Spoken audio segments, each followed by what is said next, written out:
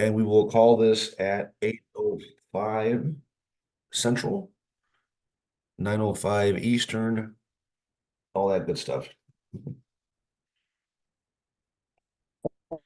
So, Mr. Secretary, would you please call the roll?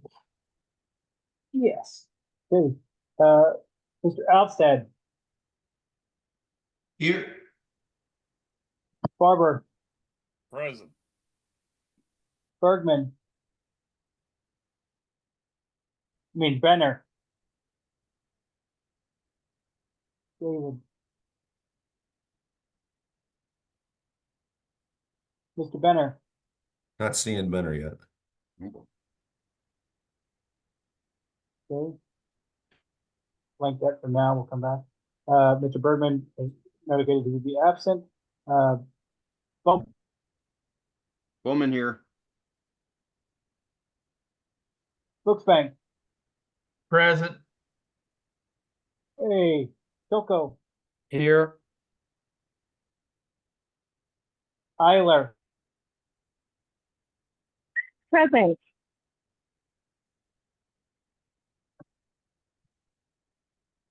Thank you. Mr. Enzer. Mr. Romick said in the chat, Mr. Okay, Enser will not be here tonight. Okay. Johnson. Present. Labrie. Here. Leatherman. Here.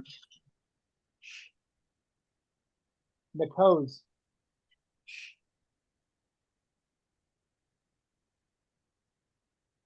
Haven't McHose from seen him either. Alaska. Haven't seen him either. Okay. Like that for the moment. Melchin.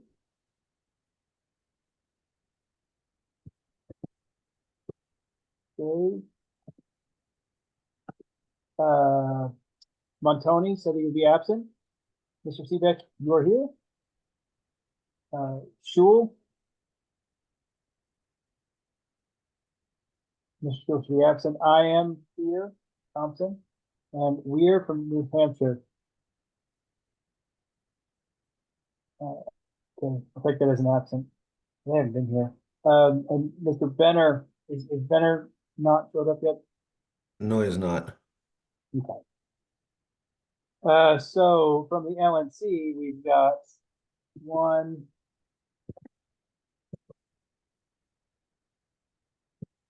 two from the LNC, and then also PA, Illinois, Nevada, Alaska, and then Georgia. And New Hampshire. Okay.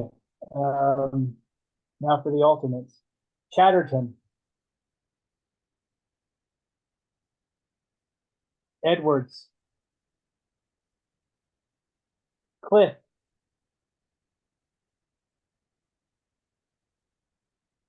No Miss Cliff. Okay.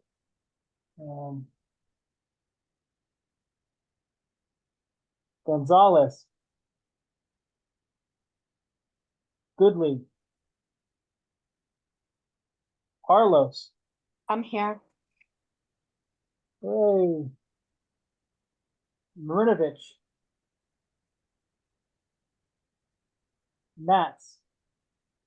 Mad Dog Mattis is present for Illinois. Mattis, thank you. Osborne.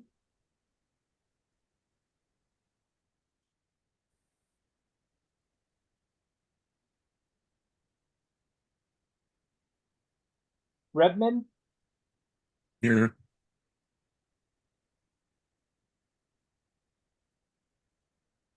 Redmond is here. Okay. Good. Rogers. I am here. Roaming. Romig here. Okay, good. And Valhusen. I'm here. Okay. So Valdez is the first alternate and Carlos is the second. Okay, I So have it looks like they will both seat. confirmed. Okay. I also have Mr. Romick Um, for Mr. Ensor for Pennsylvania and Mr. Mattis for Mr. Bergman, Illinois. Correct. So Okay. we I will mark them as such.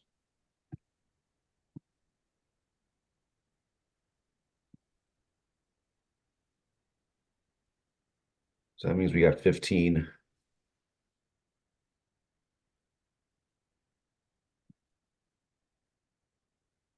Alrighty.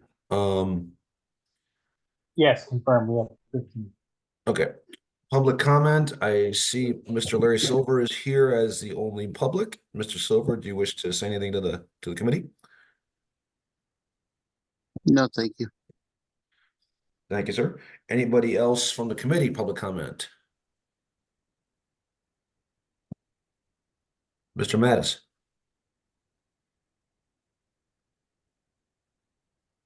I just want to mention that we're going to be hosting a fundraising telethon for my friend Fina Benowen, who is trying to run for the US Senate in Hawaii. So we're going to have a 40-hour telethon that starts at noon on Friday, which means 40 hours. Plus, it's going to go into about 4 a.m. on Sunday morning. I'll try to share some of the details in the chat, but we're looking for as much participation in this telethon that we can get because we really need to get a Florida Libertarian on the ballot for Senate in Florida. And unfortunately, we can't just go and collect signatures. It's that we need to raise a filing fee for FINA, and it is quite substantial. It's like $7,000 to $10,000. So we need as much participation in this fundraising telethon that we're having on Friday night through Sunday morning as we can get. All right, thank you, Mr. Mattis. Anybody else?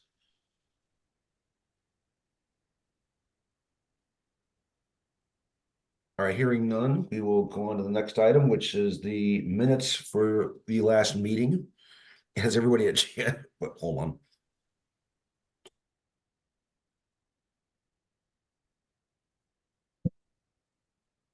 Beg pardon, I was having a coughing fit. Has everybody a chance to review the minutes from last meeting? Are there any amendments to the minutes that need to be made?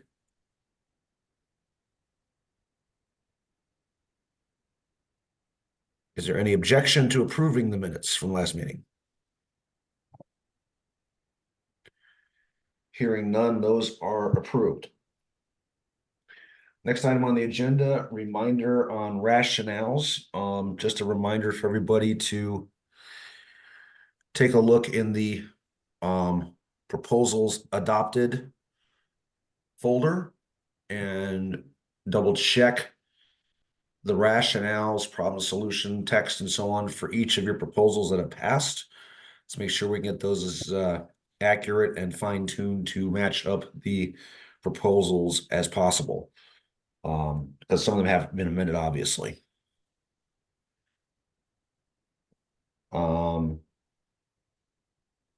Next item, Convention Oversight Committee report.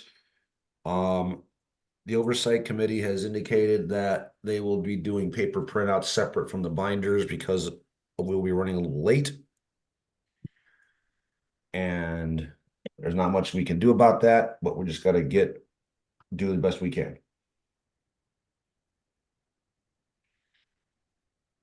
I personally don't think that the Oversight Committee is thinking this out very well, but that's my own opinion. In any case,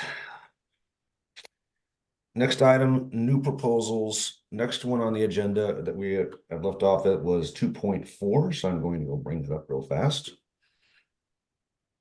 I'm going to share the screen of the appropriate proposal. There it is.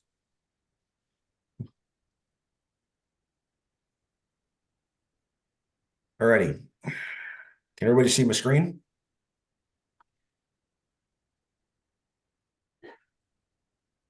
Alrighty. The 2.4 plank on government spending, this is one of mine, has to do with the fact that it talks about, it doesn't talk about new taxes or taxes that are not taxes. I'm finger quoting that here. We're talking about things like fees, excises, all assessments, tariffs, pick a name. It doesn't matter. The fact of the matter is they're all a tax just by a different name. Creative synonyms. Recently there has been a lot of discussion wandering around in DC, especially by the lunatic left, about wealth taxes, which would be taxes on unrealized capital gains, which of course we know makes absolutely no sense because you can't tax something that you don't know what the value is. But that's never stopped the liberals from threatening us with a good time. So we need to add some minor details to the plank to shore up a couple pieces here. And as it says in the benefits, to call out that any taxes of any name or vintage are still theft. So the proposal is as follows. There's a couple of parts to this one. I'll read the whole thing off. 2.4 government finance and spending. Since all persons are entitled to keep the fruits of their labor, we oppose all government activity that consists of the forcible, strike the word collection, replace with confiscation, of money or goods from individuals in violation of their individual rights and strive for the eventual repeal of all taxation. To further that end, we call for the repeal of the income tax, the abolishment of the Internal Revenue Service, and all federal programs and services not required under the Constitution. We oppose forcing employers to serve. We oppose forcing employers to serve as tax collectors. We support any initiative to reduce or abolish any tax and oppose any increase on any tax, add words, or creation of any new tax for any reason.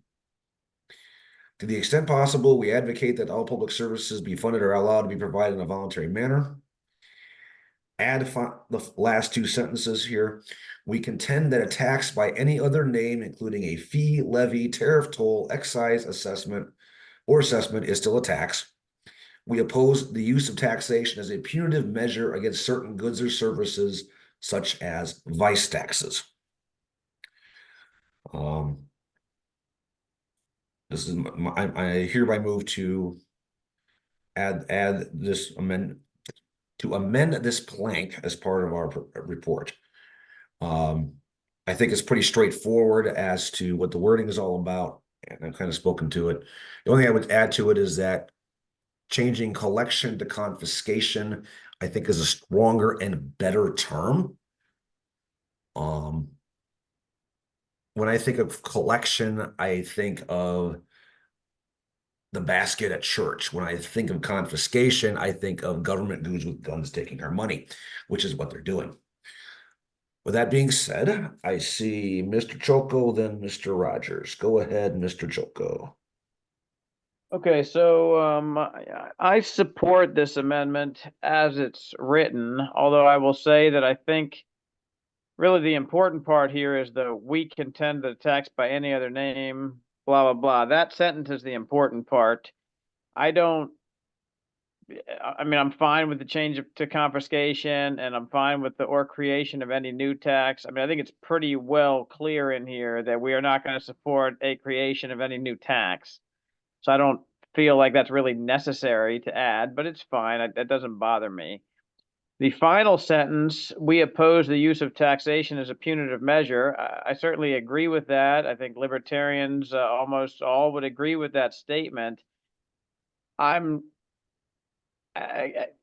doesn't bother me. I support the amendment, but I don't know that it really fits with the rest of this thing.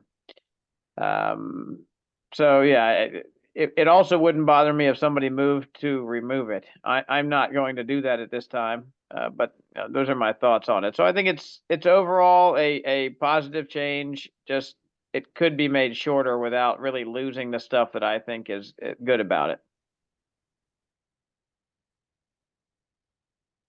Thank you, Mr. Cholko. Mr. Rogers? Thank you.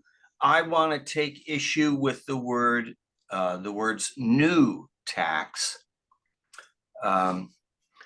Because one, new is such a broad term, and two, it stifles creativity. And I think that phrase could be repaired by inserting the word non-consensual. The creation of any new non-consensual tax for any reason. Now, somebody could, and I actually have done this, and I've been trying to promote it on my own, but I figured out a tax. It's really more of a fee, but it's totally consensual, and I believe it could work. And I'm talking with other financial people to see what they think about it. I'm getting their input on it, but there needs to be a way for the government to raise revenue. We all agree that it needs to be consensual and not by force. And so I think you can modify that by saying we oppose the creation of any new non-consensual tax. And I see that in the comment block that, all kinds of things are called taxes and things are called fees and given other names that are the same thing as tax. And that's why this is a bit awkward, because you give it a new name and then it's not a tax, or you give it a new name and it's still a tax. And so I think the issue is not the newness of it, it's the consensuality of it. Thank you. Mr. Bowman? Okay, yeah, I like a lot of this. I also have an issue with the wording, but a different issue. When we predecess, or when we lead up to a statement with, we contend that a tax by any other name, that seems to neutralize the fact that these words afterward might stand for something that actually isn't a tax. But just to point out one of these, an assessment, for instance, when I've encountered assessments in my life, have not been taxes. Rather, an assessment is an evaluation of something, whether it be an evaluation of a person's talent, or maybe more relevant to this topic, for instance, an evaluation of the value of the property that I own, like real estate assessment. Taxes are often based around assessments, but assessments themselves are not a manner of collecting money. It is simply an evaluation of something. So I don't see that part assessment in there as being relevant. Another one, and this is sort of close to what the previous speaker brought up, is bringing in fee. I would want to maybe insert the words of course, a lot of people don't seem to like the words I insert, but I'll put it out there anyway. Insert the phrase non-transactional in front of fee. In other words, if you're spending money to get something, whether it be from the government or a more legitimate organization, you're still voluntarily, and by the way, I think there's no such thing as a voluntary tax, but a payment of a fee to receive a specific service that otherwise others might be asked to pay for, but this way you pay for what you're getting. I don't really see that as a tax. So now they might be calling things fees, like we've had fees attached to water bills that are not anything related to what you're actually using. That would be a tax. So that's why I want to put in the phrase and I guess I'm making this an amendment. Two insertions, and I don't know if you want to divide this or not, but one of them is have non-transactional in front of the word fee. Hold on. And the second part would be to strike or assessment and place the word or in front of excise instead. Well, let's take these one at a time. Okay, so I think the one I'd want most to do is strike the or assessment and put or in front of excise. You want to do that one first? Yeah.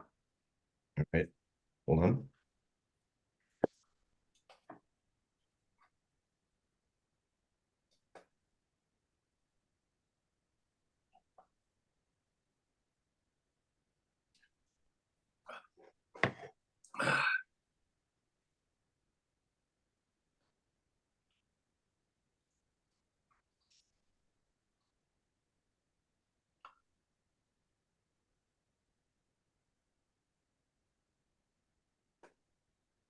All righty, we have an amendment to strike the words or assessment and the comma attached to it and add the word or in front of excise to change the list. I currently have Mr. Johnson, Ms. Harlos, Mr. Alstad, myself, and Mr. Choco on the main. Does anybody wish to speak to the amendment? Yeah, I actually have my hand up for the amendment. Sorry, who's Well, that? I had It's my not hand. Chalco. I'm sorry, Ms. Harlos, what were you saying? I would like to speak to the amendment as well, but also on the main, and I probably should have never on the main as well. Okay, I got you listed for both. Also Mr. Choco. Okay, anybody else wish to speak on the amendment? I'm just taking a list here. Mr. Barber, do you wish to speak to the amendment? Yes, I do, but I'll wait for Alrighty, others that are. got you on the list. Alrighty, Mr. Choco, then Ms. Harlos, then Mr. Barber. Okay, so the amendment, if I were voting at this minute, I would probably abstain. I think that, I'm sorry, it was Mr. Bowman that made the amendment, whoever it was that made the amendment. I agree, like as a matter of English language usage, that assessment I don't think is actually referring to the money that government forces you to pay them when they assess the value of your property. But I think it is often used that way, at least in some parts of the US. It is used to refer to the fee, not just the evaluation. So, you know, I understand the concern about use of that word, but I also understand why the word was used in the first place. I guess I'm more just thinking out loud here than speaking for or against. So I'm interested to hear what other people have to say about that word. That's all. Thank you. Ms. Harlos. Okay, just something I want to preface this with, which I think is fair in debate. When I get to the main motion, I'm moving to, because it is divisible upon the demand of any one member to divide all these. This is just a big freaking mess. We need to deal with these individually. But when it comes to this particular amendment, I think getting rid of assessment is good because that's just confusing. Mr. Barber. Well, I'm going to speak in strong opposition to this amendment. At least everywhere I've lived, the word assessment is always applied for certain taxes. Say you live out in say you live in a lesser developed area, you don't have sidewalks. When the city wants to put sidewalks in, they will assess you a fee to put the sidewalk in. If you don't have sewers, they will assess you a fee to connect your sewer line to the main sewers on the street. If, especially if they haven't, if you've been living with septic tanks. That's the phraseology that they use. They put that assessment normally on your property taxes. And what else can I say on that? Yeah, it's very much a tax. At least around here, they assess a tax onto your usually property taxes for various things. I think that covers it. Thanks. Mr. Chair, Mr. McHose is in waiting room. Oh, thank you. Why am I not seeing that? Oh no, Hold he on. just texted me, so. All right. I'm not seeing him in the waiting room. That's weird. Shoot. Okay, I'm saying he doesn't see you, so maybe he needs to go check the link. I'll deal with him on text. Thank you. Appreciate it. All right, Mr. Redmond. Yeah, I think the amendment to the amendment is unnecessary because I actually feel that basically the whole amendment is unnecessary. We're talking about fees, levies, and so forth, when the initial phrase forcible confiscation, if that's what we go with, covers all of those things. And we're just making it very wordy and I think even more confusing for people. If forcible confiscation doesn't cover it, what does? All right, I'm going to speak next on this against this amendment, but first I will answer Mr. Barber's question.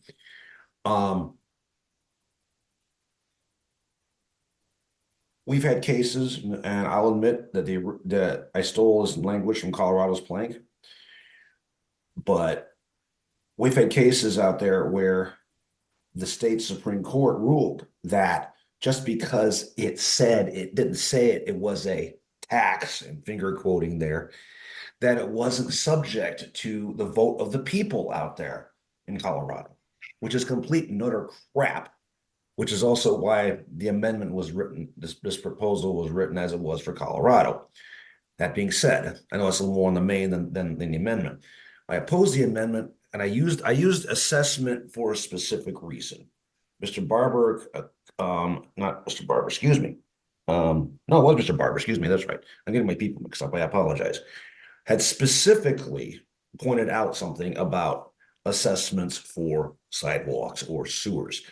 In my case, when I was living in California, I had a separate assessment for speed bumps for my street after they repaved it. It was not a tax. It was an assessment. It was a one-off thing. And the assessment was based not upon value of the property. It was based on location of properties versus where they wanted to put the speed bumps. In my case, right in front of my house. The difference between an assessment and a tax, and when it comes to property, is your mill levy rate. And while for most places who assess property taxes based on a mill levy, that's not a full 100% of the mill levy, but it could very easily be that way, at which point an assessment is the tax. So yes, the assessment is a tax. It's fractionalized by a mill levy, but it's still a tax. It's just not at 100%. So that's why that's in there. It was on there on purpose. I think it needs to stay in. I have Mr. Mattis, Mr. Rogers, Ms. Harlos, Mr. Choco. Mr. Mattis. I think I've covered most of what I wanted to speak about with the things I've put in the chat. I'm just looking literally at this, like assess. The word assess implies a body has the right to do assessing, and I just personally I don't like. I'm kind of in this particular topic. I'm leaning more towards anarchy than minarchy. And I don't want to have a government body assessing these certain things. Like they're going to assess my intentions. They're going to assess like what I had tried to say with the literal text of what I put forward is we don't need a government body for this.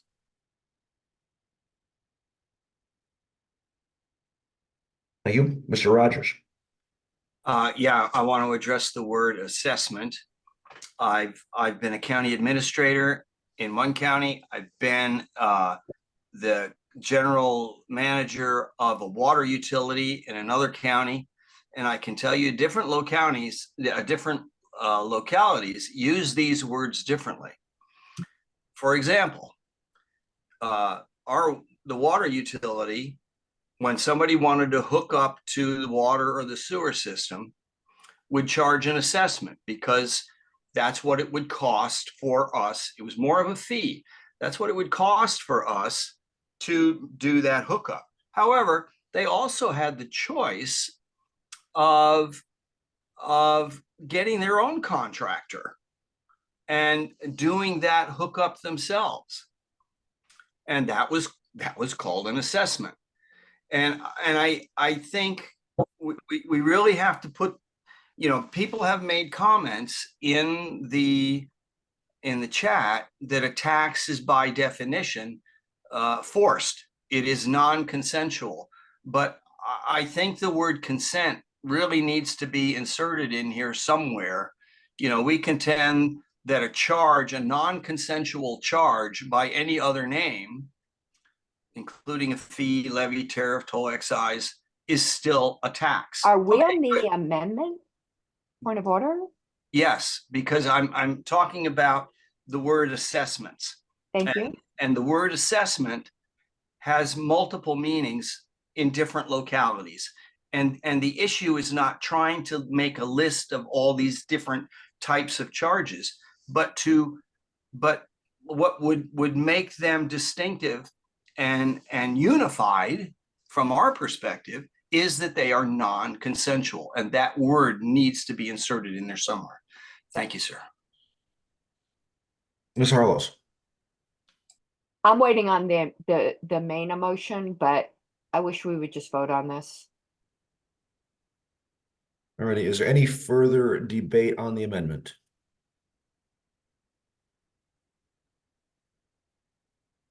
Since there is clearly objection to the amendment, we will move to a vote, Mr. Secretary, whenever you're ready.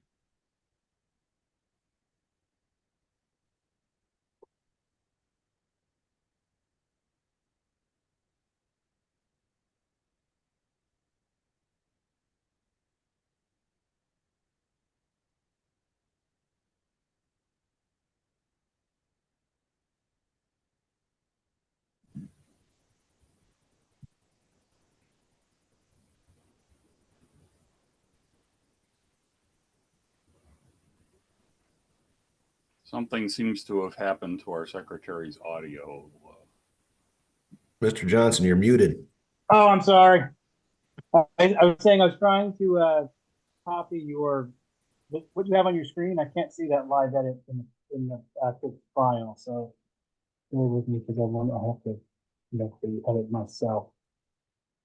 Okay, so we're removing or adding an orb after excise, and we're striking assessment.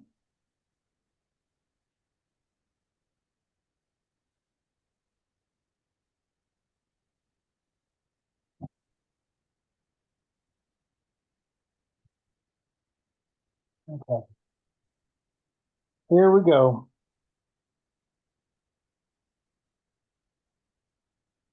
Outstead. Aye. Barber. No. Bowman. Aye. Brooksbank. No. Choco. No. Eiler. Yes. Johnson. Abstain. Labrie. No. Leatherman. No. Seebeck. Oh, I'll come to you last. I will vote no. Carlos. Abstain. Carlos abstains. Mattis. Illinois, Mattis votes aye. Roaming. No. No. Scott Husen. No. Okay. Mr. Chair, I currently have 4 ayes, 8 nays. No, 2 abstentions. I'm sorry. I was talking to my husband. Mr. Chair, I currently have 4 ayes, 8 nays, 2 abstentions. You want to vote, sir?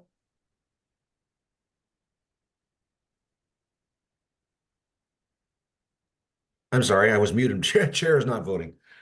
Chair is not voting. Okay. So 4812, that fails. Correct. Stand by one moment, please.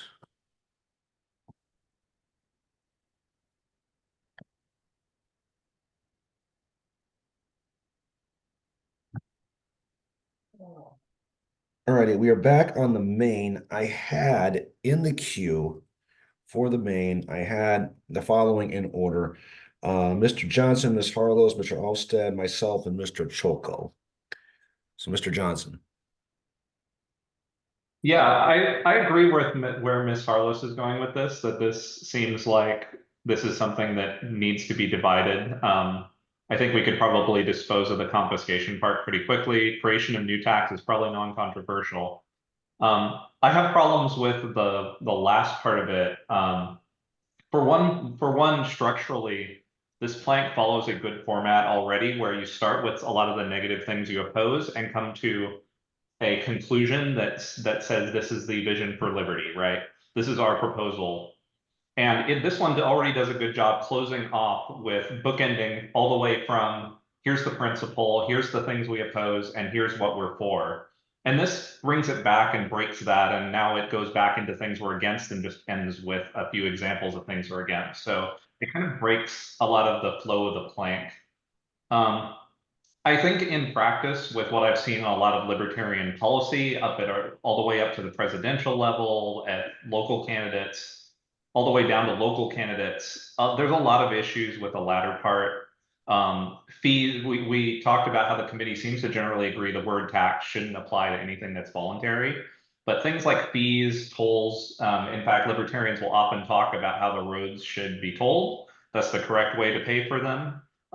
Because it's transactional based on usage. So this kind of gets us into a state of really kind of contradicting ourselves and making it hard to make coherent points with this around and with no resolution for that tension within the plank itself. And finally, on the last part, in terms of not using taxation as a punitive measure, we can certainly agree with the obvious examples of that, like things like smoking and whatnot, the vice taxes. But there are other examples of things. In principle, libertarians oppose anything that externalizes harm on another person, which we would label as aggression, damaging their property, damaging their health, and so on. And so fees that are levied or punishments or fines or other sort of government imposed payments as a matter of restitution are legitimate under a libertarian philosophy. And I think at very least, even if people disagree with that, there's room for that within our tent. So I feel very uncomfortable with a lot of aspects of the last statement, and I wouldn't vote for this as is. Thank you, Mr. Johnson. Ms. Harlos. Oh, one moment, please. Mr. Secretary, Mr. McCose entered the meeting at 8:43 Central. Thank you. Go ahead, Ms. Harlos. Yeah, I move to divide 4 ways. I think each of these needs to be, because we're all over the place, done separately.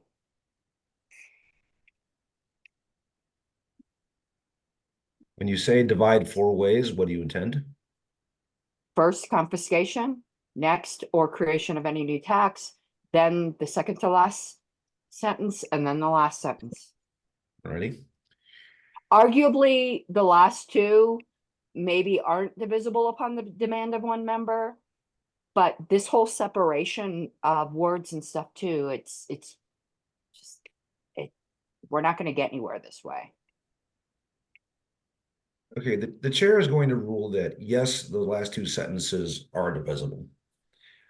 because they are, one is about labels, the other one is about punitive measures. So they're technically two different things. So yes, Point of I would order. argue, I would rule that they are divisible.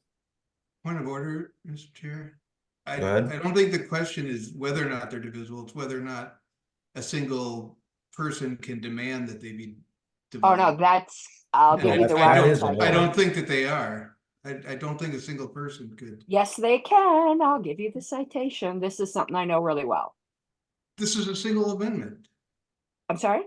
This is a single amendment. You can't divide the last two sentences without Yes, a you can vote. if they're on different subjects. Hold on, I'm looking it up. They're on the same subject. The chair just ruled they weren't. Okay. I mean, that's not really what he ruled, but okay. I ruled that the rule that the last two could be divisible, yes. And that I do believe that even though it's a little unusual, a four-way division here, based on Ms. Harlow's argument, is valid. So It's valid, at it this- just requires a vote. That's all I'm saying. well, the division on demand, I believe, is in order. Stand at ease for a moment, please, everybody.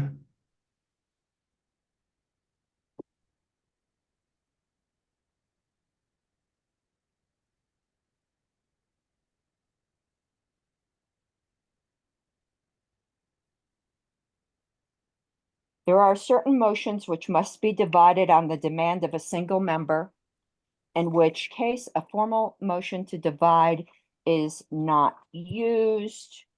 Sometimes a series of independent resolutions or main motions dealing with different subjects is offered in one motion. And in such a case, one or more of the several resolutions must receive separate consideration and vote at the request of a single member, and the motion for division of a question is not used. Ms. Harlow's citation, please. 2710, Thank you. and that was the fuller citation, but it's also mentioned in the beginning of chapter 27. Thank you. I'll get Yeah, you you that. saw That it. is, so 2710 was the fuller thing. And then 27.2. So it's 27.2 and 27.10.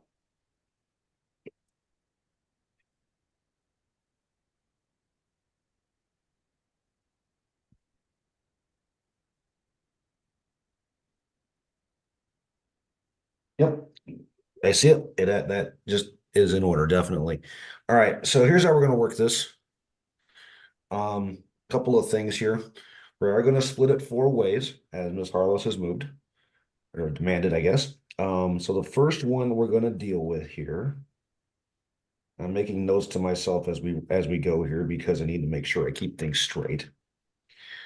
The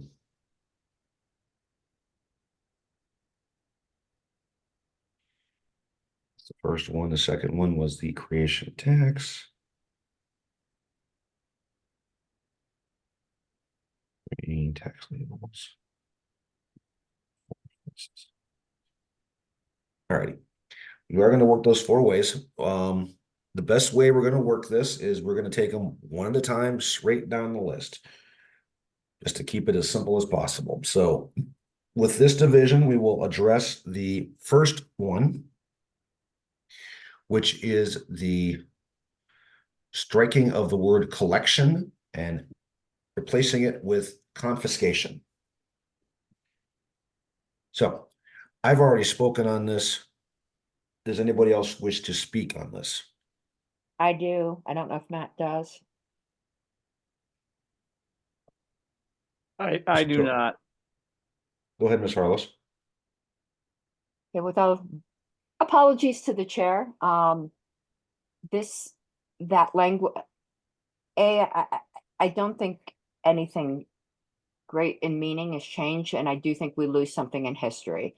That particular sentence has been in the platform since 1972, except for maybe a couple years after the Portland massacre.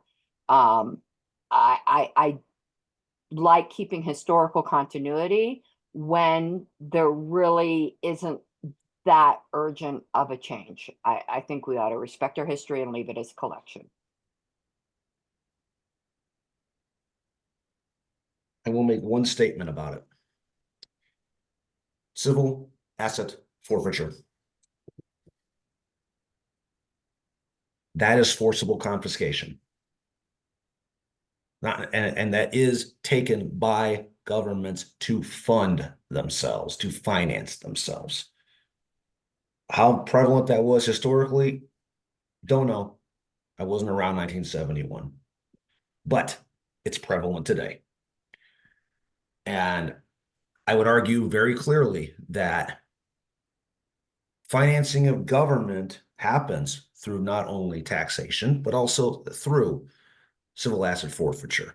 It happens through proxy fines through the court system and other different ways that they can come up with to forcibly take people's property to fund their little shenanigans. And I'm sorry, but when you have that happen with an asset forfeiture, you're not collecting, you're confiscating. Mr. Bowman. Yeah, I'm just now noticing something now that we're focused in on this one word change. The phrase forcible collection seems to be a definition of confiscation. And so forcible confiscation, I mean, it sounds like involuntary robbery or something. It's putting together, it just, I don't know that just for the purpose of emphasis that you want to keep both, but clearly confiscation implies force, and a forcible collection implies a confiscation.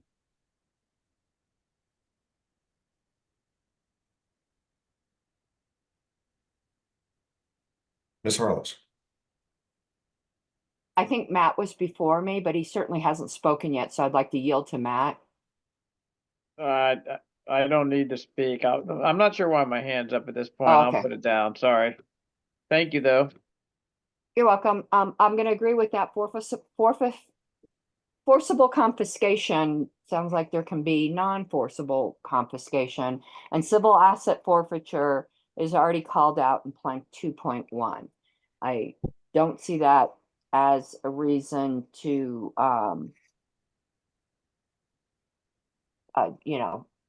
get away from something that we've had in our platform since 1972. Enforceable collection would include confiscation, whereas confiscation does not necessarily include collection. But forcible collection is an umbrella term that covers it all. Thank you. Any further discussion on this specific amendment?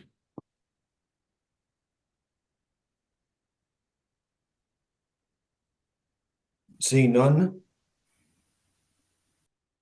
I will ask this. Is there objection to, well, obviously there's an objection to the amendment. What am I saying? We will move to a vote on this amendment.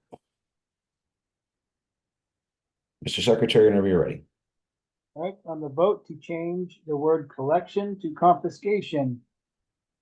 Alvestead, No. Barber, No. Bowman, No. Brooksbank, Yes. Soko, No. Eiler, No. Johnson, No. Labrie, Yes. Leatherman, Yes. McHose, No. Chair will vote last. Thompson votes no. Harlos, No. Matz, Abstain. abstain.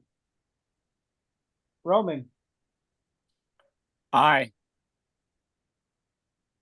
Feldhusen, No. Mr. Chair, I currently count 4 aye, 10 nay, 1 abstention. Chair is not voting. Chair is not voting. So 4, 10, and 1 and 1. This fails.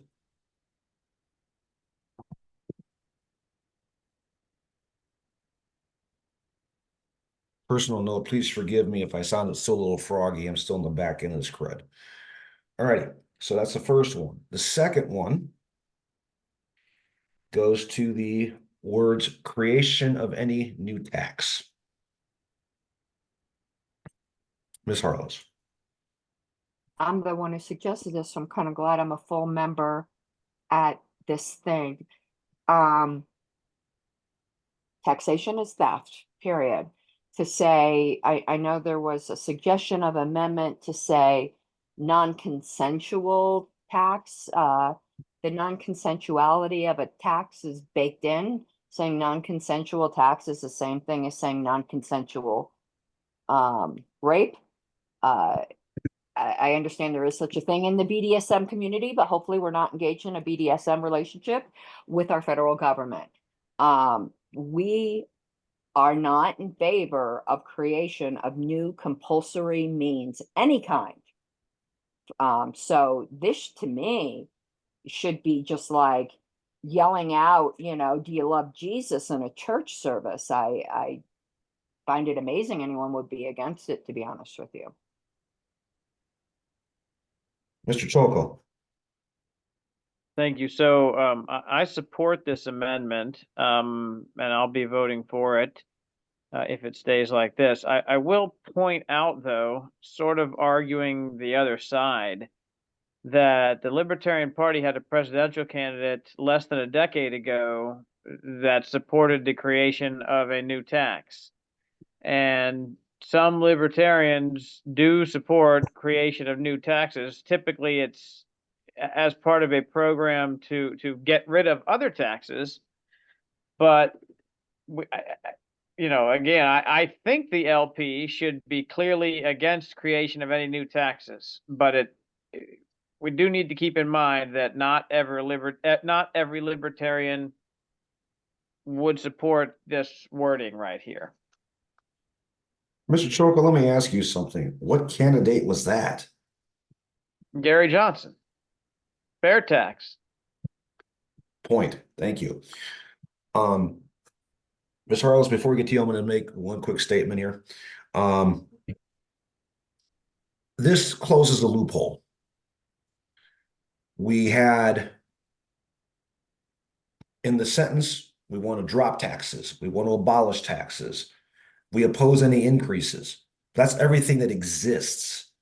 This wording adds stuff that doesn't exist yet. Cut it off at the knees. That's why I put it. That's why I propose putting it in there. Ms. Harlows.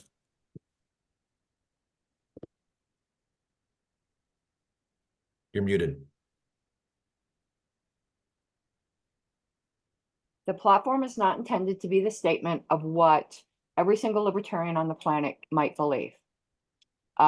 There's parts of the platform that I don't know if there still is. I'd have to look at it again, but I'm sure there's something in there that I don't agree with. There has been for years. The platform is supposed to be the position statement of the party writ large, the royal we. It doesn't mean that every single libertarian is going to agree with it. The creation of a new tax absolutely violates the statement of principles. I don't care which candidate says it. Creating of a new tax has always been the position of the party, that it violates the SOP. No, but I'm not demanding that any libertarian candidate be perfect.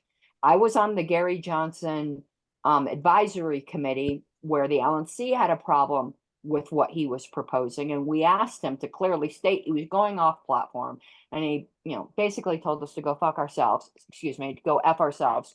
And that's okay, whatever. That's the prerogative of a candidate, but the platform is the party's position. And I can tell you, I was on the APRC.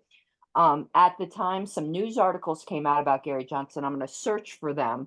The party put a disclaimer on each of those arguments that this is Mr. Johnson's position and that the party does not support the creation of any new tax. So this has been the consistent position of the party forever. We might as well say it in our platform. Mr. Bowman. Yeah, I was simply gonna suggest a punctuational change. I guess I'll move it, and if it's not popular, it's not popular. To amend to include 2 commas. It's to break up the run-on sentence. When you insert, in other words, if I read, we support any initiative to reduce or abolish any tax, impose any increase of any tax, or creation of a new tax. See, I kind of go to another clause for any reason. I'm for putting a comma right before the inserted clause and right after. So at the end of tax before the word or, and at the end of tax before the word for. I would point out first that stylistically that would be inconsistent with the rest of the sentence. The initiative to reduce or abolish any tax, those are both on the drops side, and oppose or create new are together on the upside. So they kind of, it's stylistically, it couples the first 2 together and it couples the second 2 together. Okay, I'll withdraw that if I can. Any further debate on this proposal amendment?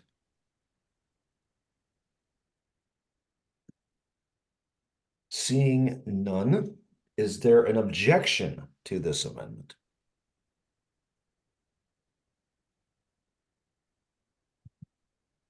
Passes without objection. Okay, we'll move on to the third part of this, which is the next sentence, which I'm going to highlight it here just on the screen, just for clarity's sake. Talked about this quite a bit already. Is there debate on this sentence to be added?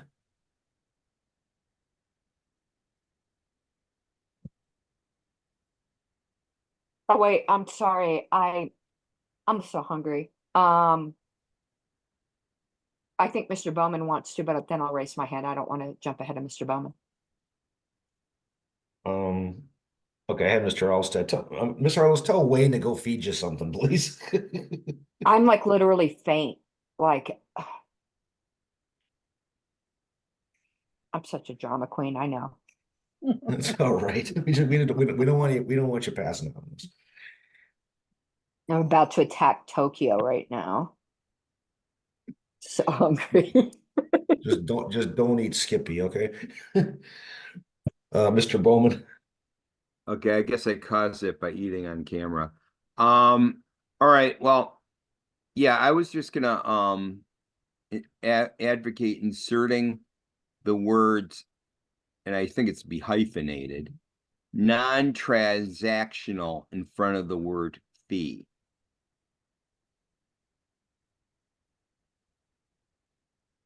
Are you making that a motion? Yes, I'm making that motion.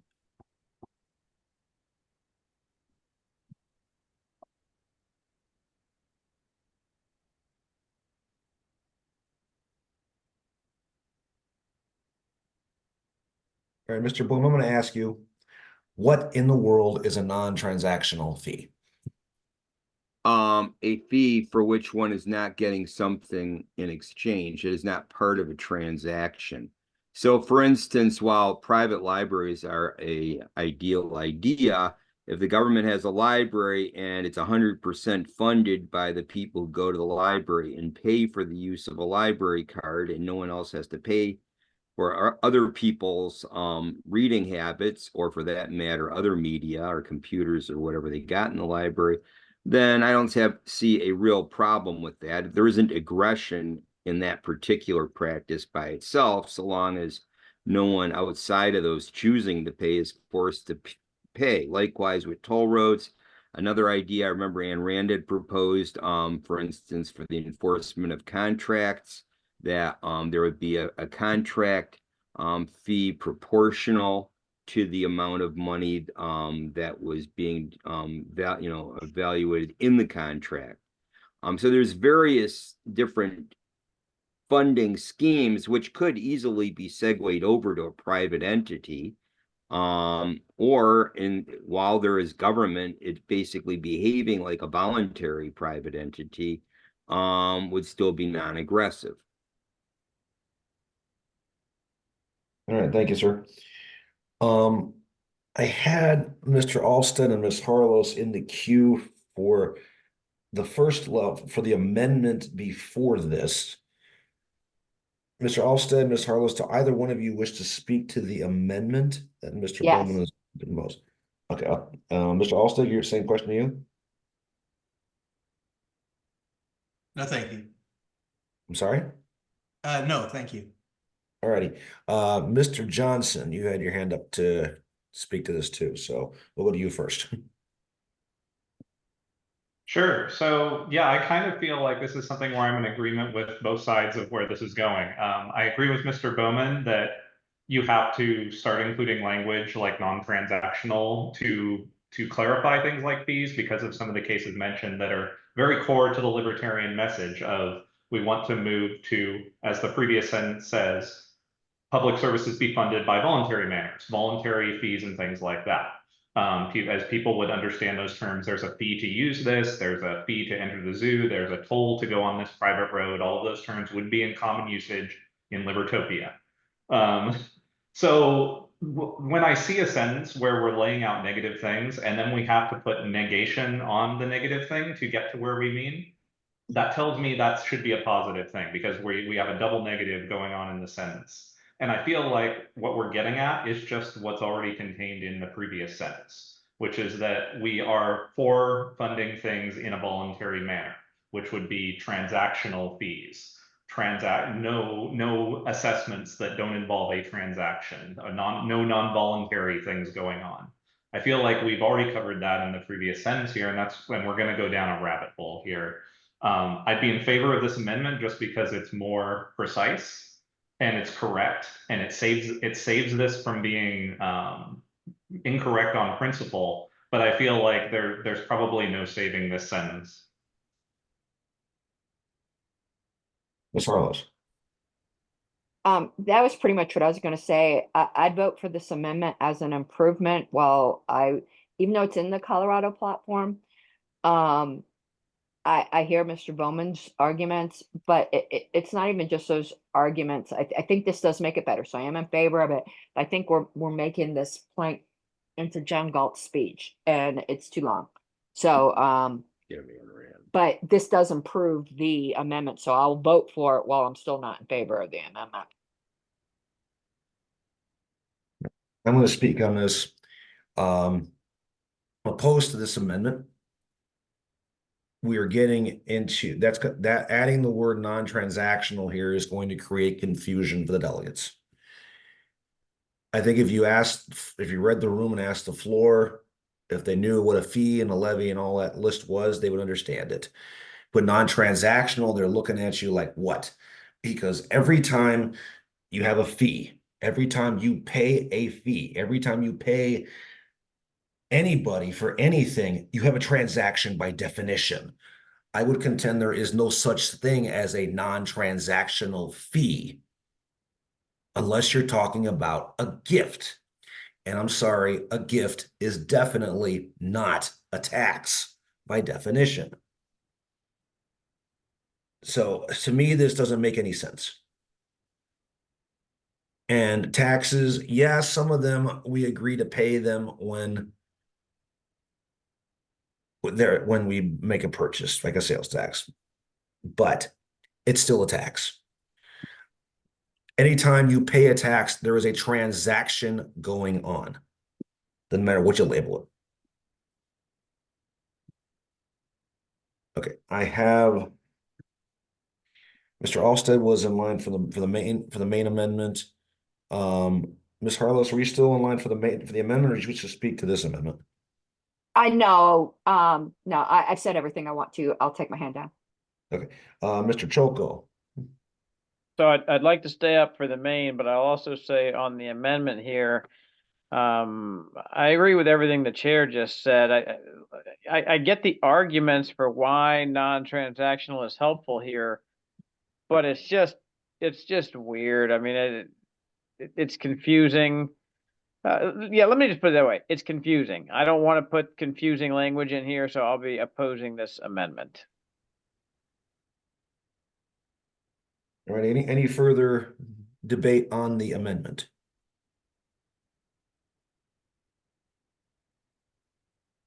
Since there is objection, we will go to a vote. Mr. Secretary, whenever you're ready. The motion is to add the word non-transactional ahead of fee. Okay. Alvstead, No. Barber, No. Bowman, Yes. Brooksbank, No. Choco, No. Eiler, No. Johnson, Yes. Labrie, No. Leatherman, No. McHose, No. Chair will vote last. Thompson votes no. Harlos, Yes. Matt, No.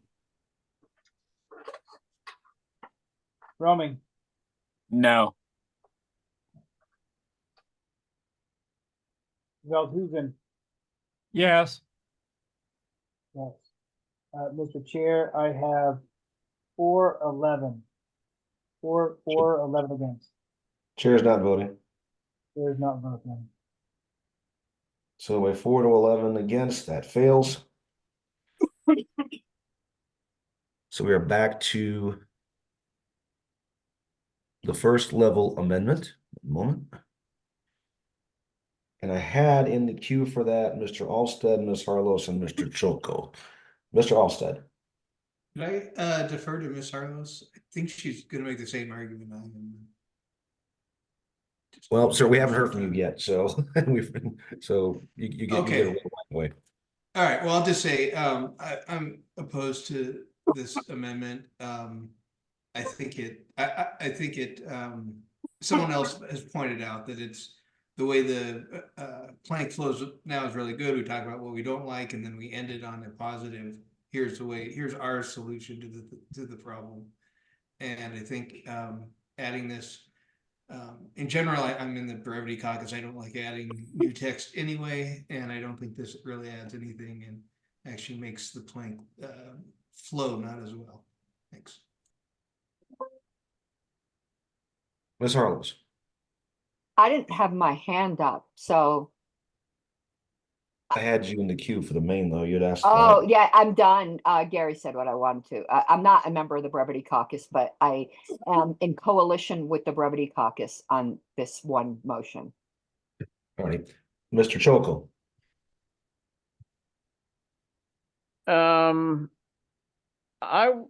Okay, I'm gonna propose an amendment here, and that would be to remove the word fee and the words fee and toll and their associated commas.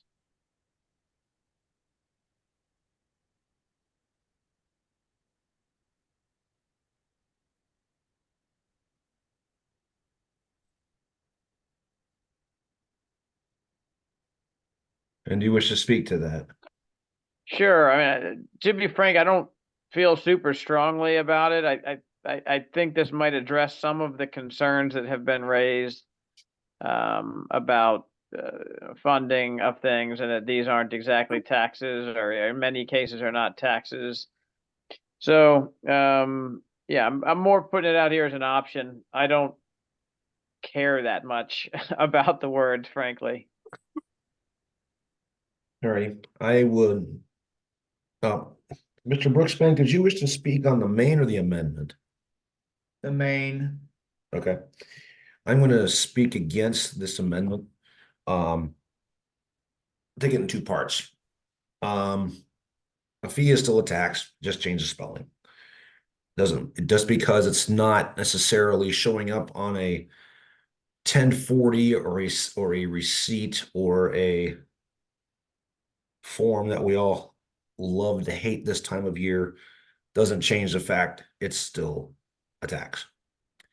Tolls. I know there's a lot of libertarians who love the idea of tolls versus other forms of funding, things that tolls cover, specifically roads and bridges. Because of the voluntary nature, if you don't like it, don't use it. But here's the deal. In those cases, we're already paying for it. So why are we paying a second time? Okay. Why should it cost me $10 to go over the Ohio River in Louisville, like I did in December over a toll bridge, when the highway was an interstate highway paid for by federal highway tax dollars paid for at the gas pump? That's double taxation, folks. Not to mention, you talk about all the different toll roads throughout the various states in the country. I mean, hell, you can run from Chicago all the way to New York City on toll roads if you want to, even though they're all interstates and all paid for by federal gas taxes.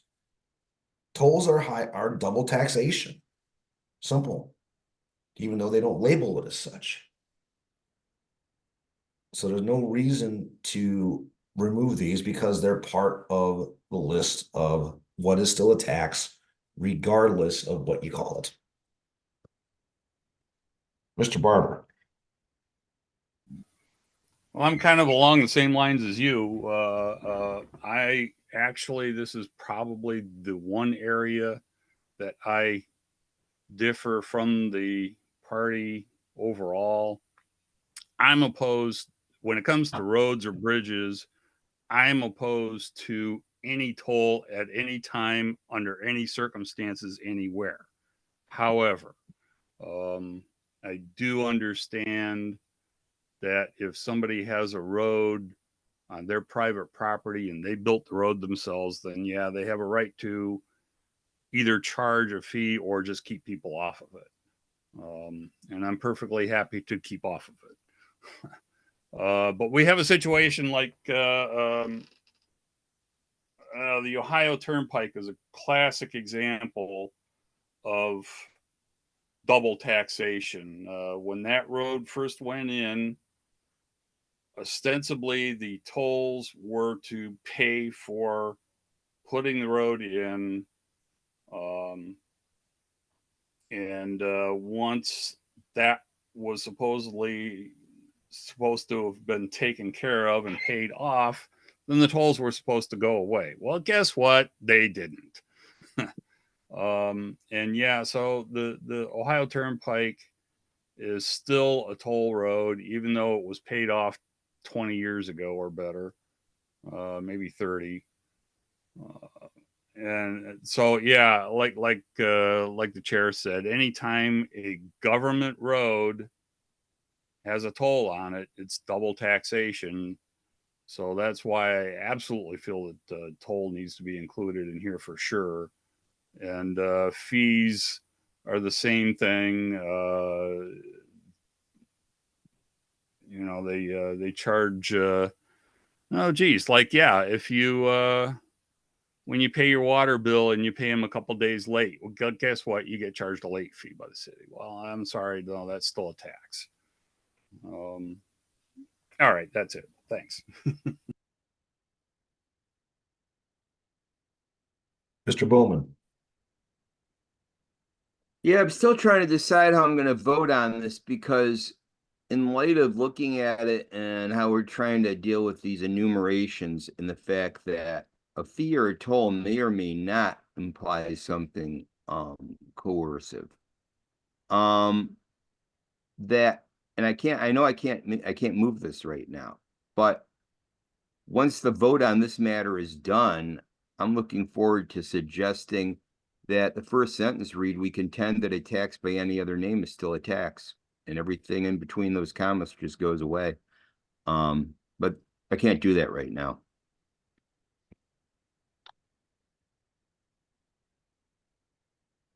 Is any further debate on the amendment? Ms. Harlows? Yeah.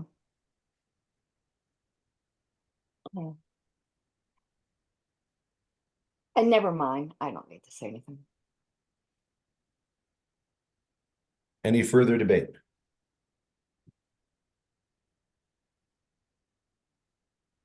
Seeing none, and since there's objection, we will move to a vote on this. Mr. Secretary, whenever you're ready.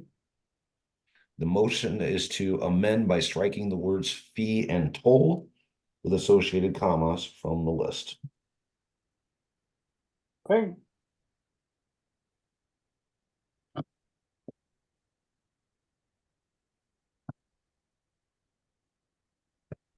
Mr. Alvstead, I, Barber, No. Bowman, Aye. Brooksbank, No. Choco, Aye. Eiler. Abstain. Eiler abstains. Johnson, Yes. Labrie, No. Leatherman, Yes.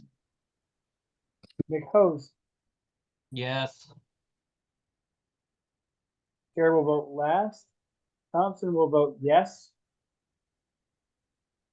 Carlos, Yes. Matt.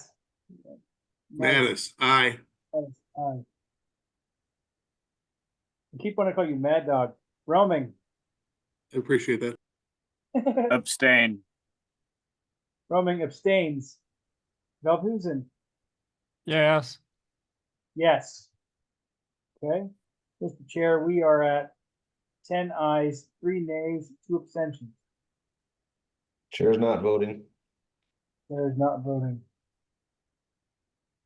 By 10-3-1-1, this passes. One moment.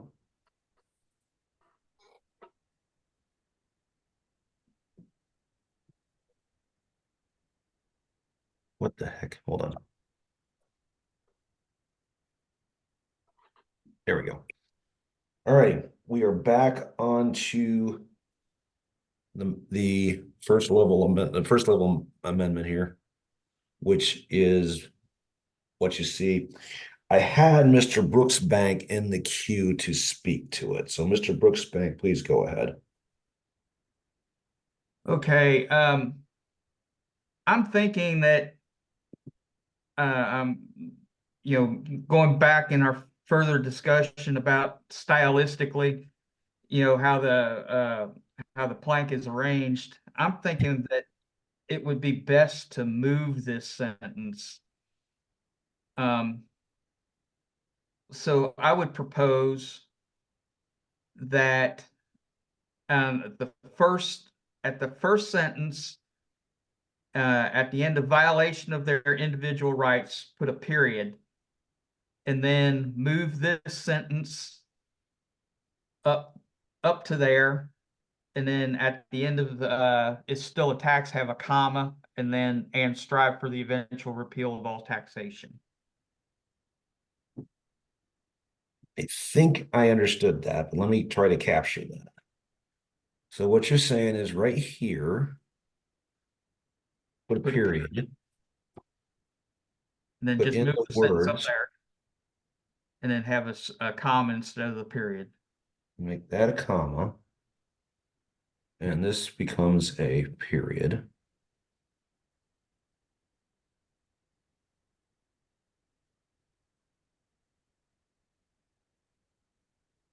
One too many spaces here. Like so. Is that Yes, correct, sir? Yes, I think that fits better with what we were saying is, first we determine, what we're against, and then now here's our solution. I was actually going to propose something similar myself in a minute or two, but you beat me to it. One moment, please. I have to adjust my notes. You wish to further speak on this, Mr. Brooksbank? No, I think I've pretty much said what I wanted. Okay, I have Mr. Bowman down for the main. Do you wish to speak to the amendment? I might as well. I have another amendment to the sentence, but I'll Then- leave that alone, obviously, Then by I'll for put now. you, I, I'll put I you in, favor the hold move. on, I'll put you in the queue. Ms. Harless was first. Oh, sorry. Ms. Harless. Yeah, I do want to speak to it. No, I'm totally not in favor of this. This again, I think it's far too wordy, and they and strive for the eventual repeal of all taxation. I'm going back to the historical argument that was just put in the plank in the spot where it was put in Reno, because that's what the pre-Portland massacre platform used to say, and it flowed. Because see, everyone's just thinking of stylistically and things like this, and aren't understanding that there's a broader meta issue here. And we would have people say, no, we're really not in favor of the repeal of all taxation. We're just in favor of the repeal of the income tax, because that's all the platform said. It was either pre-Reno or pre-2020. It was very recent, but it's a complete thought, the first sentence, and you just like took the thought and put it in two. Since all persons are entitled to keep the fruit of their labor comes from the statement of principles. And then it leads to, therefore, we strive for the eventual repeal of all taxation. If you go look at like the 2002 platform, now it didn't have it in one sentence, it had it like in a bullet list. But the whole goal of adding that back into the platform was to get us back into our roots. And now we're just like inserting all of these way too many words. And that's just an ugly ass sentence, in my opinion. Before, it was almost poetic with the way it flowed from the statement of principles. We need to stop having our platform read like a Xerox instruction manual, for Pete's sake. Mr. Bowman, then Mr. Brooksbank. I actually wasn't gonna say more until we get to another level, because I was gonna shorten that sentence, but I can't do it right now because it's already part of a different amendment. So as far as my understanding of proper order here. That's correct. Because we're technically in a second level here. Mr. Brooksbank. Yeah, I just want to say that, the words "and strive for the eventual repeal of all taxation" are preserved, and I think it fits well with that sentence. Thank you. Ms. Harless, you still have your hand up?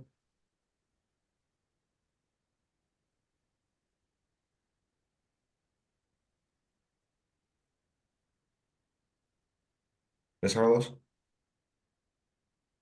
Sorry, it was actually a point of order, but I didn't want to interrupt because it wasn't like urgent. I'm not saying whether I favor or don't favor what Mr. Bowman wanted to do, but we're not on the second level of amendment.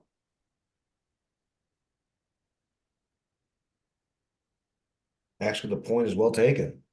I misunderstood. Now, I don't know if Mr. Bowman still wants to do it, but I think he can if he wants to. No, the point is well taken. Is it a move not considered a second level, in other words? Is that what we're saying? No, it's what Ms. Harlos is pointing out correctly is that after we had passed the motion to strike the words fee and toll from the original, we were back at the First Amendment, which was part of the main in the first place. Division of the original main motion of 4 parts is not in and of itself an amendment. So what that means is that each one of these 4 pieces that we've been looking at so far is in and of itself a main motion.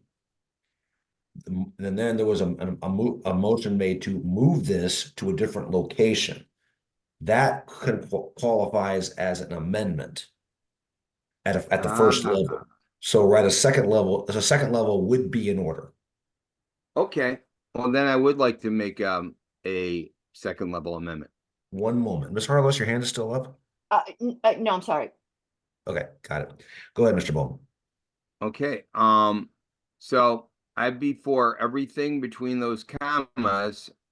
So after the word name and all the way up through the comma after the word assessment, remove it all. And so that now it would read, we contend that a tax by any other name is still a tax. And since now we got a longer sentence and we strive to eventual repeal of all taxation.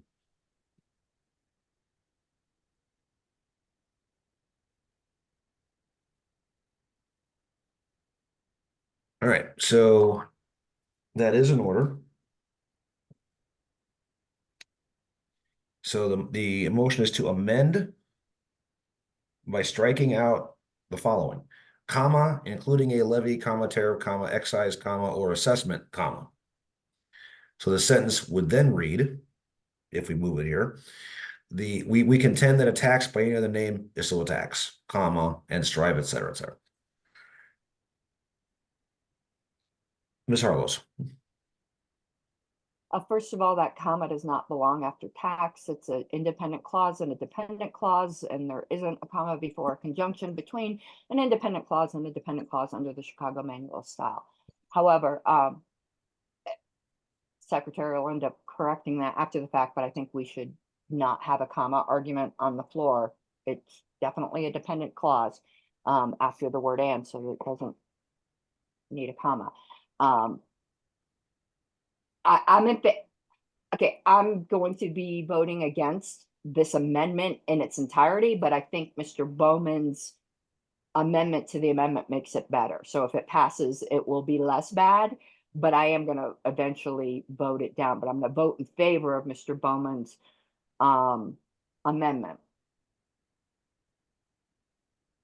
Okay, I need to raise a point with the body because I'm not sure what the answer to this is. If this amendment passes and we strike these words, but then the amendment to move it here fails, does that mean, and I believe this is true, but I'm not positive about it, that the strike would carry down back to the original location because the move failed? I'm not sure what the answer to that question is. I think the answer is yes, but I'm not Seems like sure. that doesn't seem like it would make sense to me because we're amending the move up here. No, we're not really amending a move. We're amending a strike and insert.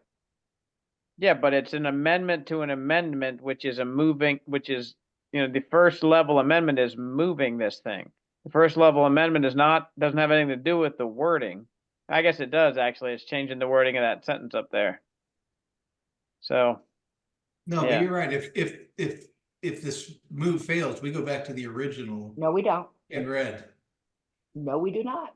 Then it's not an amendment. I believe so, because you're only amending what's being moved. You're not amending the sentence. You're amending the amendment, which was to move the sentence. You're amending the moved sentence. If that fails, you go back to the original sentence.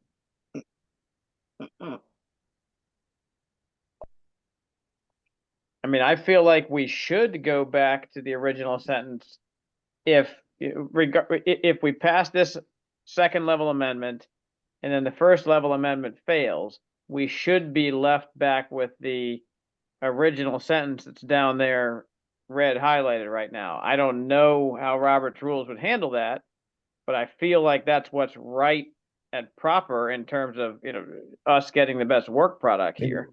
Because the thing is, we're kind of in a little bit of weeds here, and that's why I'm not certain about how to handle this. So I would say that we would go back to the original, what's in red. and regardless of what Robert's rules say, you can rule that way, and then we'll probably go with you. All right, rather than get down this rabbit hole for the moment, let's put that aside for the moment, just until we get there. But it's an interest. I don't even think about. Chair, Mr. Chair, can we Excuse ask me. the body for an object, if they could, without objection, accept that this vote would modify either the sentence as it is or as it's relocated, Let's and then we can get to it. let's worry about the amendment first. Okay. I see Ms. Harlos and Mr. Bowman's hands raised for this. I don't know who wants to speak to which. So, but I thought I saw Ms. Harlos's hand up first. So, Ms. Harlos. Listen, I ultimately don't care as long as everyone agrees that that amendment can be made again if the sentence goes down, but I do have to lodge a philosophical objection. To just go, well, if we appeal the ruling of the chair and we sustain it, haha, we just get to overrule what the rules say because we don't like it. That is not what point of orders are for. Point of orders are for that the rules aren't right, not that the rules are you don't like them.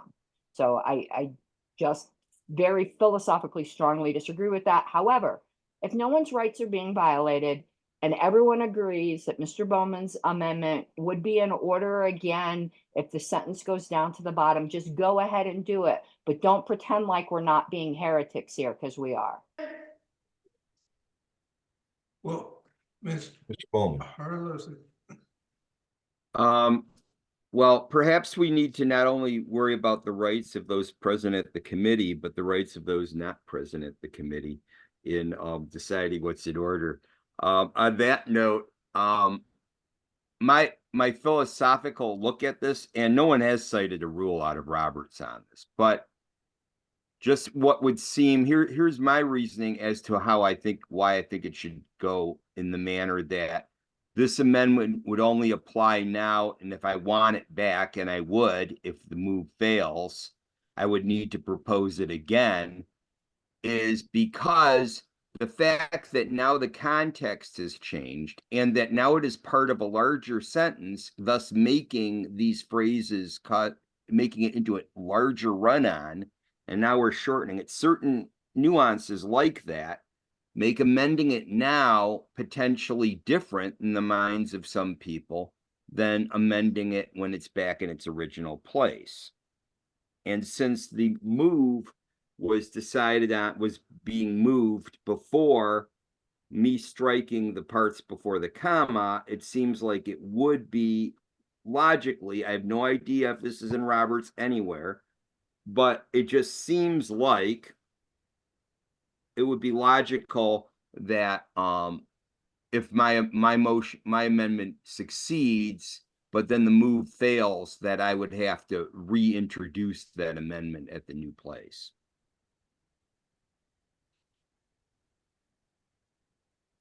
Alrighty. I've been thinking about this while everybody's talking, and one moment.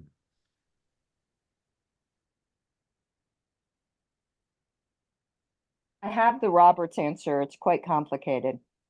I was afraid we were going to say that, but I apologize for that'll help, I'm sure. mute for a moment, but I had to take a call. I had a call for a second. Okay. Where are you looking, 1261? I'm going to ask Ms. Harlos to give the Roberts answer in a moment, but I'm going to try to say something here first. Technically, moving a sentence from one location to another within the plank here is a strike from one place and an insert in another form of amendment. The amendment to what would go into the in the insert would amend the insert, but it wouldn't necessarily amend the strike. So by that argument, if the and I could have this logic wrong, so bear with me. If the amendment to strike the insert, which is what's currently pending, passes, but the strike and insert of moving it around fails, then we're back to the original language and the original location. This is the way I'm interpreting it. Ms. Harlow, what is the excuse me, what is the Roberts citation? I apologize for this. I thought I'm mistaken. I'm actually still reading because it was for a different form. Amendments are way more complicated than people think. Don't ever read the chapter on amend in Roberts. It will give you a headache and you'll realize you've probably been doing it wrong your entire life. Ain't it the truth? Aaron, are you looking at 1261? I'm looking at 1258. Motions to strike out and insert fall into two types. Those by which, in the second type, is those by which the same wording is struck out of one place and inserted in another, which is what we are dealing with. Yeah. So, but I'm looking for motions of the second type. And I was looking at motions of the first type. So let me see here. I'm trying to find the second type.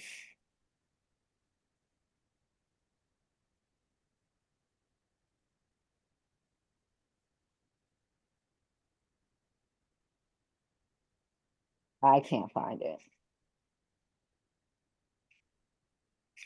Well, I- touches a little bit in 1262. And I do want to just so Mr. Bowman's question though, when you start talking about rights of absentees, that has to do with fundamental principles of parliamentary law. None of this is that. An absentee has every right to reconsider because they will not be on the losing side of any motion. So no rights of absentees are being violated here if we go into heresy territory.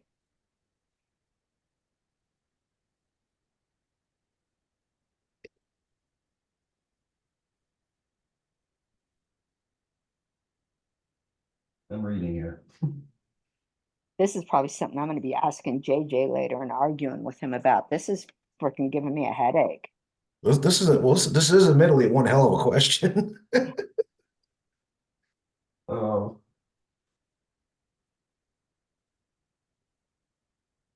See, 1262 talks about a primary amendment to strike out and insert words is pending. Admissible second amendment for the words to be struck out, introduced, and no amendments to the words to be inserted have been proposed, which is the case at the moment. The chair simply proceeds to entertain the secondary amendment, which we've been doing, letting the debate on the primary resume after the secondary amendment has been dealt with. Okay, that's what so far so good. But the first time that the second amendment, the words inserted doesn't apply because you're not doing that. I know. Okay. I don't see that it answers the question. Like if you go back to 1258, there are 2 bullet points. Yep, I see And that. then it really doesn't give clear rules for the second bullet point. I agree, it does not. But the default is, if this amendment fails, we go back to what we had originally. There's nothing in Roberts that overrules that. Oh, I think there Then I think probably that's what we is, have to but I go. can't find it. What the Well, fuck? I don't. I mean, yeah, if you can't find it, then we have to assume it's not in there. Yeah. You know All it right. better than anyone else here. Rather than take a rabbit hole trip through Roberts, let's proceed accordingly. Mr. Bowman has his hands up. I'm screenshotting this because I am going to ask Yeah. JJ and I will let you guys know. I really want to know the answer to this too. Here's my thought. We're debating a bunch of what ifs. What if we vote on this and both the striking and the move are approved, then the entire thing we're using up time on is a moot point. So I would suggest that we research this if it is necessary. Agree. Is there any further debate on the amendment to strike?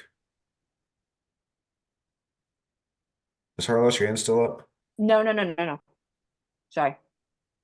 All right. All righty, we will move to a vote on this because I'm pretty sure there's objection to it. So, Mr. Secretary, whenever you're ready, the motion is to strike the words, the list, to leave just the contend by taxing on name is still a tax. Okay. Alstead, Yes. Barber, No. Bowman, Yay. Brooksbank, Yes. Choco. Choco, You're muted. Sorry, abstain. Eiler, Yes. Johnson, Yes. Labrie, Yes. Leatherman, Yes. McHose, Abstain. Chair will vote last. Thompson votes yes. Carlos, Yes. oh. Mattis,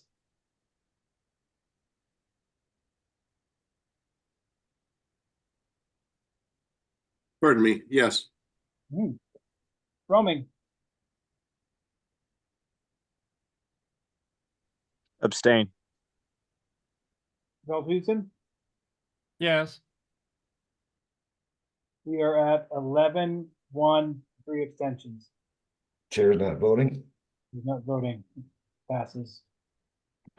11 to 1 to 3, it does pass. All righty, now one moment. I take this out. I'm writing JJ now saying I have a complex question for you. No, we have a complex question. I have a feeling that this actually probably should have been treated as a form of substitution.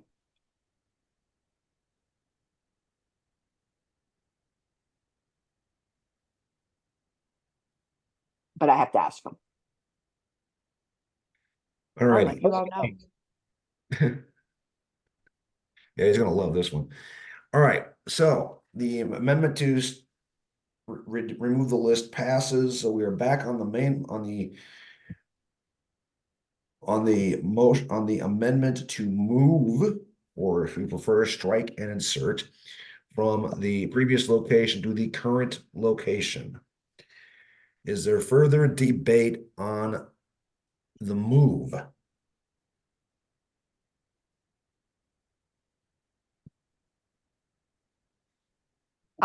Yeah, I'm sorry. Opposed.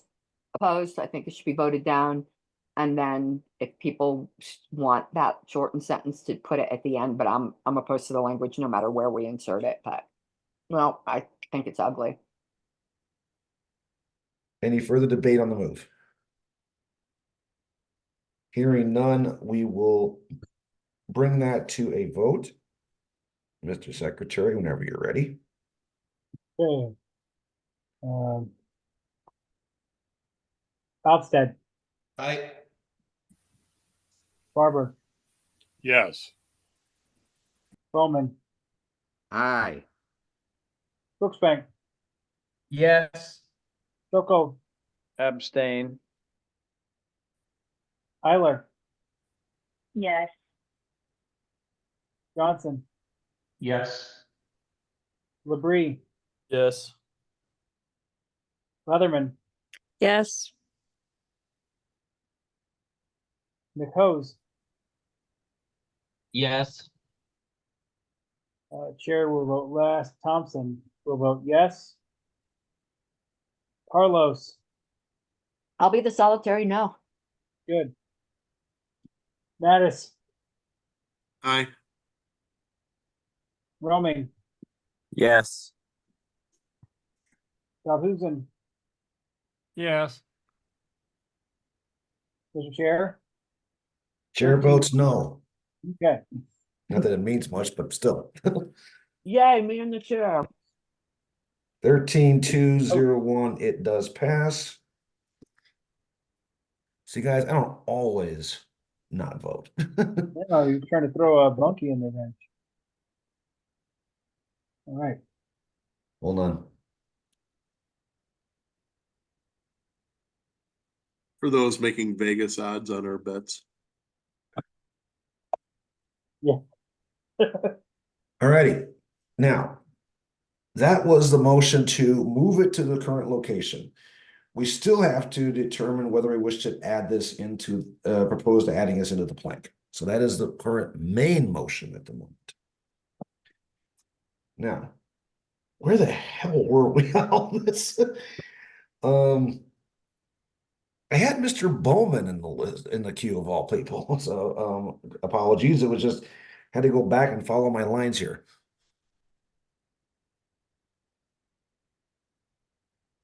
Aren't we now dealing with we oppose the use of taxation We are as not. punitive measure? No? No, we still have not moved to add this into the and to propose adding this into the plank. I don't get it. Propose adding what into the plank? Oh, What we just moved. through the chair. We just approved striking the contending enemy tax, whether his name is still a tax, from the one location to insert it to another. But we still have not approved whether it should go into the proposal for the plank.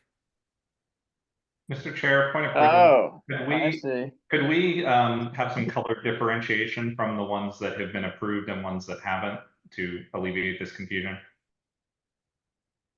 Yes, we can.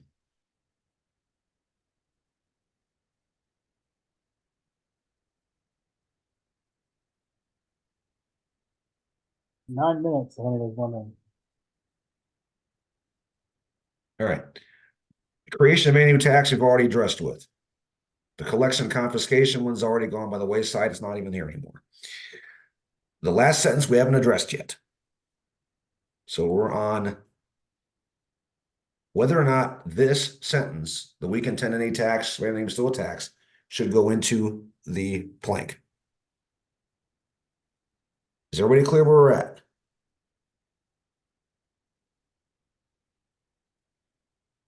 All right. Is there any further debate on this?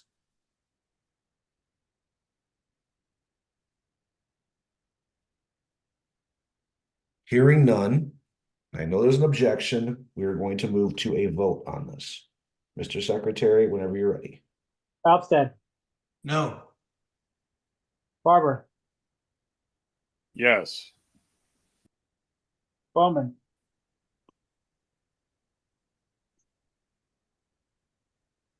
Mr. Aye. Bowman, Aye. Brookstone, Yes.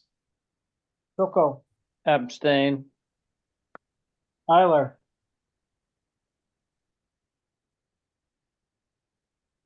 Pass. say again, please. Pass. Pass. Okay. Johnson, Yes. Labrie, No. Leatherman. No. McHose, No.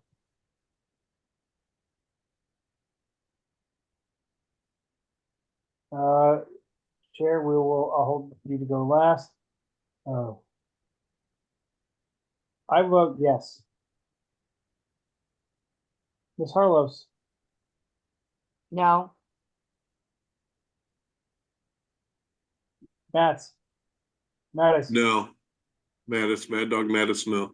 Mad Dog, no. Roman, Yes. Dalhusen, Yes. okay, Eiler, Yes. Mr. Chair, the vote stands 8 ayes, 6 nay, 1 abstention. Chair is not voting. Chair will not vote. So 861, this one passes and goes in. All righty. We have 6 minutes left. We have one more sentence to attack. So let's get to it. The sentence is, we oppose the use of taxation as a punitive measure against certain goods or services such as vice taxes. Debate on this, please. Ms. Harlows. I'm not gonna be making any amendments, but, now that we moved that other thing, this really doesn't flow here. It kind of goes back to the original thought. I like it because it does harken back to some historic language, but I think we've already said enough. We're against tax. I don't know. I like it, but I think it's in the wrong spot now that we moved.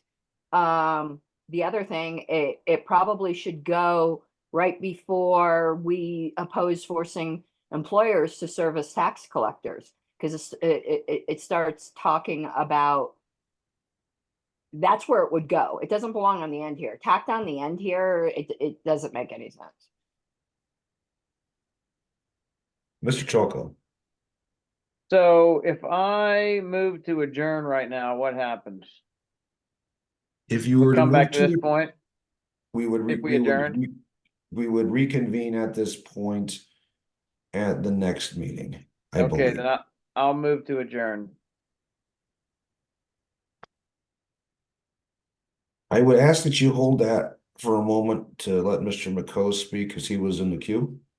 Oh, well, wait a minute. Is it my turn here or no? No, Was you were I? recognized. I'm just suggesting that he was the only other one in the queue for debate on this, so it would be, I think, a better idea just to let him have his say, because he really hasn't said much all meeting. Okay, fair I'm enough. not gonna defer it for one person. Mr. McCoy? I would just like to echo what Ms. Harlow said, and I'm also fine with adjourning. Just wanted to say that. Alrighty. Mr. Choco, do you still wish to move to adjourn? I've reconsidered. No, I'm just kidding. Yes, move to adjourn. Alrighty, is there any objection to adjourning and then picking up with this on the next meeting? Hearing none. Passes without objection. We are adjourned at 9:57 Central, 10:57 Eastern, and assorted other time zones. Stopping the recording.